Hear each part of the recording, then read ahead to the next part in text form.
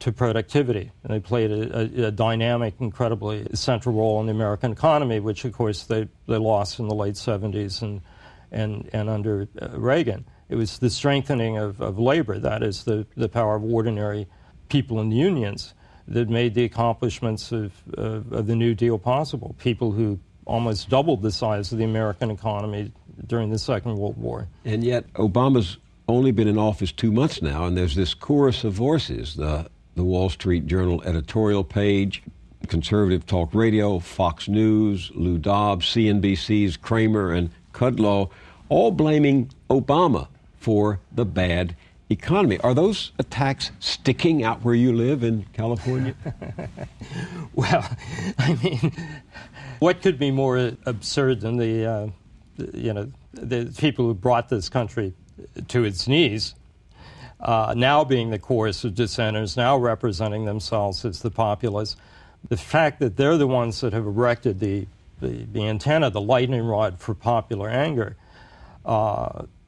is worrisome. Because if these bailouts and stimulus fail, if the country sinks deeper into what could be a very long period of stagnation, if popular anger is monopolized by the demagogues on the right, I think you could see a real resurgence of the Republican Party, or at least of its most anti-immigrant economic nationalist wing. This is something maybe not very visible on the national screen, but when you live near the border like I do in Southern California, or the southern cities, areas of the Midwest, this has really invigorated what you once would have referred to as the John Birch Society wing of the Republican Party. The vacuum left by the fall of the Soviet Union has been filled by, good old-fashioned nativism, immigrant bashing. I think no group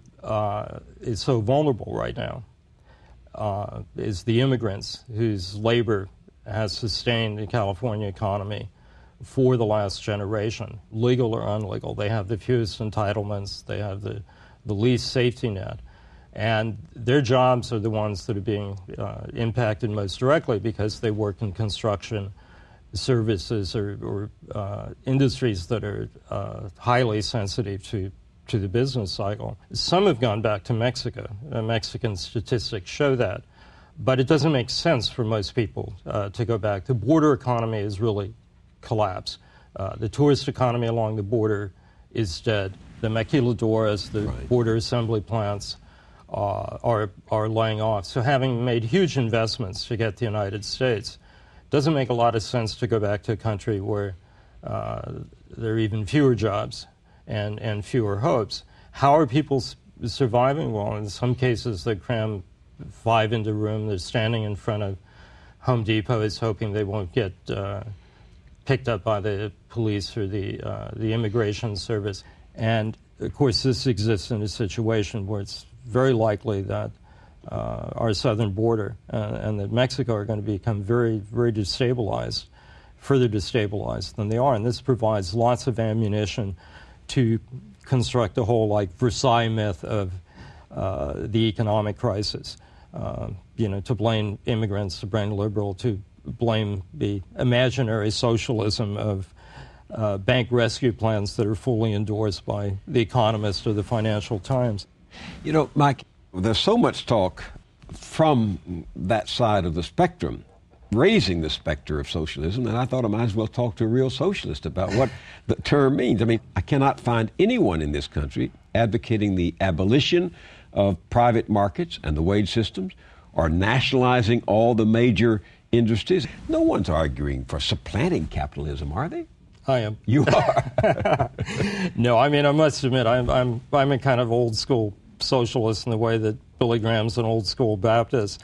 I do genuinely believe in the democratic social ownership of the means of production, but that's religion. Okay, that's the religious principle. And in practice, well, I mean, the role of the left, or the left that needs to exist in this country, is not to come up with utopian blueprints on how we're going to run an entirely alternative society, much less to express nostalgia about authoritative bureaucratic societies, like the Soviet Union or China. It's really to try and articulate the common sense of the labor movement and social struggles on the ground. So, for instance, where you have the complete collapse of the financial system, and where the remedies proposed are, above all, privilege the creditors, the very people responsible for that. It's a straightforward enough proposition to say, hey, if we're going to own the banking system, why not make the decisions and make them in lines with social policy that ensures that housing is affordable, that school loans are affordable, that small business gets credit? Why not turn the banking system into a public utility? Now, that doesn't have to be in any sense an anti-capitalist demand, but it's a radical demand that asks fundamental question about the institution and who holds economic power. Why isn't the federal government not taking a more direct role in decision-making? I mean, I believe, for instance, during the savings and loan crisis, there was a period when the 1980s, late 80s, right? Yeah, I mean, the Resolution Trust Corporation was set up to, buy up the abandoned apartments and homes and then sold them, fire sale to private interests. For a year or two, it had the means of resolving much of the housing crisis, in the United States. Why shouldn't the federal government basically turn that housing stock into a solution for people's housing needs? Sell them directly to homeowners at discount, rent them out. In other words, the role of the left is to ask the deeper questions about who has power, how institutions work, and propose alternatives that seem more commonsensical in terms of the direct interest of satisfying human needs and equality in this society. I think President Obama and the liberal Democrats that still exist should actually welcome a revival of the left. It only strengthens them in a way.